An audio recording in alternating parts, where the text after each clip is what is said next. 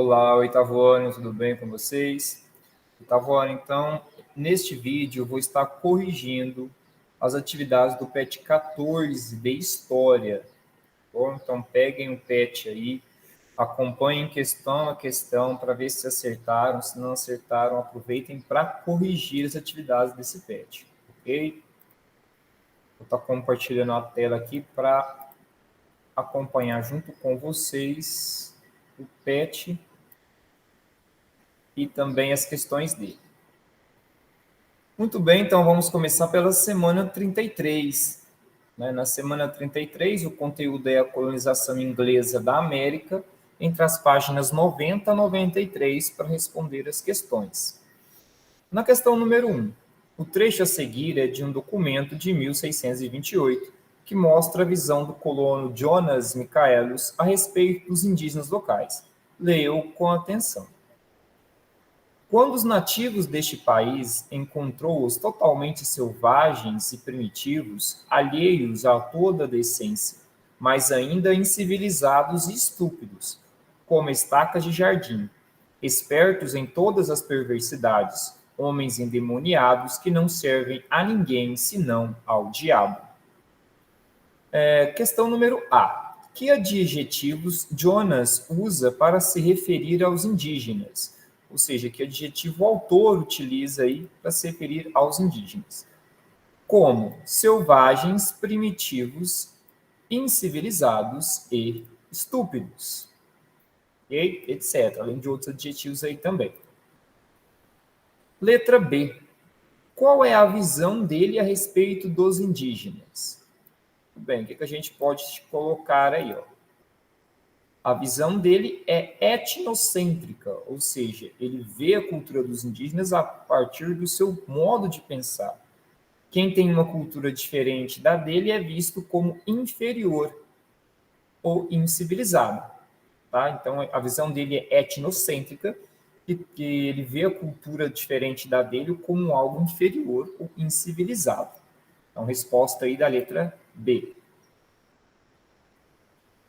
Vamos lá, então, para a questão C da 1. A demonização do indígena pode ter servido para justificar a conquista da América pelos europeus? Sim, a demonização do outro, do que é diferente, serviu para justificar a expropriação das terras indígenas e a violência usada pelos ingleses na relação com os nativos da América do Norte. Então, serviu aí como um pretexto também para ocupar aquelas terras e, de certa forma, com violência. Vamos então à questão número 2. Diferencie escravo de servo temporário no contexto das 13 colônias. Tem como responder a partir do livro didático, ok? E a resposta ficaria mais ou menos assim. O escravo era comprado, vendido, doado. Não era dono de si próprio. Tinha de trabalhar por tempo indeterminado e era proibido por lei de possuir bens, defender-se na justiça, testemunhar contra homens livres, etc. Já o servo temporário deveria trabalhar cerca de 4 ou 5 anos para aquele que havia pagado a sua passagem do país de origem até a América do Norte. A situação do servo temporário era definida por contrato. Então, em uma possível resposta da questão número 2, da semana 33. Questão número 3, da semana 33. Escreva um texto sobre a colonização da América do Norte seguindo o roteiro. O que tem que ter nesse texto, pessoal? A estratégia usada pelas companhias de comércio para estimular as pessoas a irem para a América, pessoas e grupos atraídos pelas companhias de comércio e de que forma os conflitos religiosos na Europa influenciaram a ida de ingleses para a América do Norte. Então tem que ter esses 3 critérios aí no roteiro, na resposta. Uma resposta possível, vocês podem inclusive olhar no livro para estar respondendo, seria: para atrair pessoas, essas companhias lançaram uma propaganda prometendo terras férteis e uma nova vida àqueles que embarcam embarcassem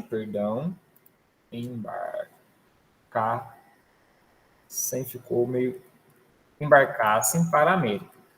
Na Inglaterra, essa propaganda atraiu pessoas de diferentes origens e condições sociais, entre as quais cabe citar degredados, aventureiros, mulheres pobres, vendidas aos colonos como esposas, camponeses sem terra, que muitas vezes iam trabalhar como servos temporários, grupos religiosos, protestantes ingleses, no caso puritano, batistas, presbiterianos e outros, que fugiam da Inglaterra devido à perseguição política e religiosa movida pela monarquia inglesa.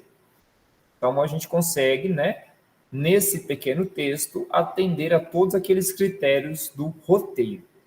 Certo, pessoal? Mas essa daí, no caso, é uma questão também pessoal, tá? Englobando o que tem lá no roteiro, vocês podem colocar a própria questão, a própria resposta de vocês aí.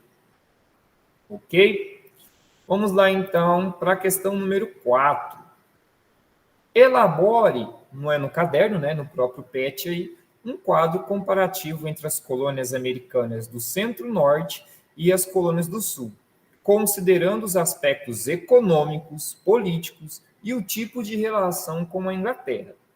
Então, são esses 3 aspectos, econômico, político e relação com a Inglaterra. Vamos lá, então. Uma possível resposta seria: no aspecto econômico, as colônias do Centro-Norte, pequena propriedade, policultura, produção de manufaturas e comércio triangular, América do Norte, África e Antilhas.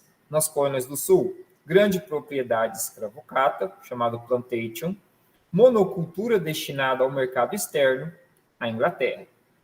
Na questão política, abrangia aí essas 3 colônias, os 3 tipos de colônias aí, do Centro, do Norte e do Sul. Seria autonomia relativa. Possuíam assembleias e elaboravam leis, administravam os impostos e votavam o orçamento. Na relação com a Inglaterra, as colônias do Centro-Sul. Relação da relatividade à independência econômica e financeira com a Inglaterra. Já as colônias do Sul, relação de estreita dependência da Inglaterra. Então, seria essa possível resposta aí neste quadro, que é a questão 4 da semana 33. Vamos, então, à semana 34. Na questão número 1, tem um quadro que a gente também tem que preencher. Na segunda metade do século XVIII, a Inglaterra impôs às 13 colônias uma série de leis opressivas. Monte uma ficha com o nome, a data e o que cada uma delas determinava. Uma possível resposta seria: então, quais são as leis? A Lei do Açúcar, em 1764, elevava os impostos sobre o açúcar e derivados da cana, artigos de luxo, vinho e café importados pelos colonos. Depois, Lei do Selo, de 1765, determinava que todos os contratos, jornais, cartas e documentos públicos deviam receber um selo real.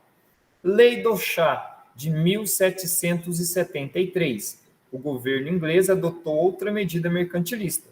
Concedeu à Companhia das Índias Orientais o monopólio da venda do chá para as 13 colônias. E as leis intoleráveis, que de 1774 interditavam o porto de Boston até que fosse pago o prejuízo causado pelo derramamento de chá, restringiam o direito de reunião, determinava que todo ato de rebeldia contra a Inglaterra seria julgado por tribunais ingleses. Então, assim, a gente completaria esse quadro, que é a questão 1 da semana 34. Na questão número 2, a gente vai ter que marcar as alternativas corretas a partir desta leitura do texto, a partir do texto, as repercussões da independência. Então, na letra A independência dos Estados Unidos serviu de exemplo para o resto da América, por quê? A alternativa correta seria a 2. Demonstrou que a independência era algo concreto e possível. Na B, as colônias da América Espanhola demonstravam grande interesse em separar-se da Espanha. Para isso, contribuíram à independência das 13 colônias da América do Norte e seria a alternativa quarta, os princípios iluministas. Na C, o movimento de independência americana foi um marco histórico e representou grande mudança na sociedade. Ideais como resistência à tirania se mostraram mais vivos do que nunca nas colônias. O trecho do texto que confirma essa ideia seria a alternativa 1, a promulgação da soberania popular como elemento suficientemente forte para mudar e derrubar formas estabelecidas de governo. Na letra D, sobre as repercussões da independência, escolha as alternativas corretas. Então, estariam corretas aí A1, A3 e A4. A única incorreta seria A2. Vamos, então, agora às atividades da semana 35. Temos uma tabela para comparação, aí, uma tabela da população de São Domingos, que é o atual Haiti, no final do século XVIII. O que ela mostra? O que essa tabela mostra, pessoal? Mostra a participação de cada grupo étnico no total da população da ilha de São Domingos no final do século XVIII. Ok? Vamos, então, agora à letra B. Na letra B, perguntas. O que a leitura da tabela permite concluir em relação ao número de negros? Permite concluir que o número de negros da população era de 12 vezes e meio maior do que o de brancos e mais de 16 vezes maior do que os de mestiços. Tá? Então, o grande número de negros aí a mais do que as outras etnias. Na letra C, vocês vão ver que é uma resposta aí pessoal. Elabore um parágrafo comparando a vida dos negros à dos brancos na ilha de São Domingos na época. Uma resposta possível seria: naquela época, os colonos brancos constituíam 7% da população, enquanto os negros compunham 87% do total.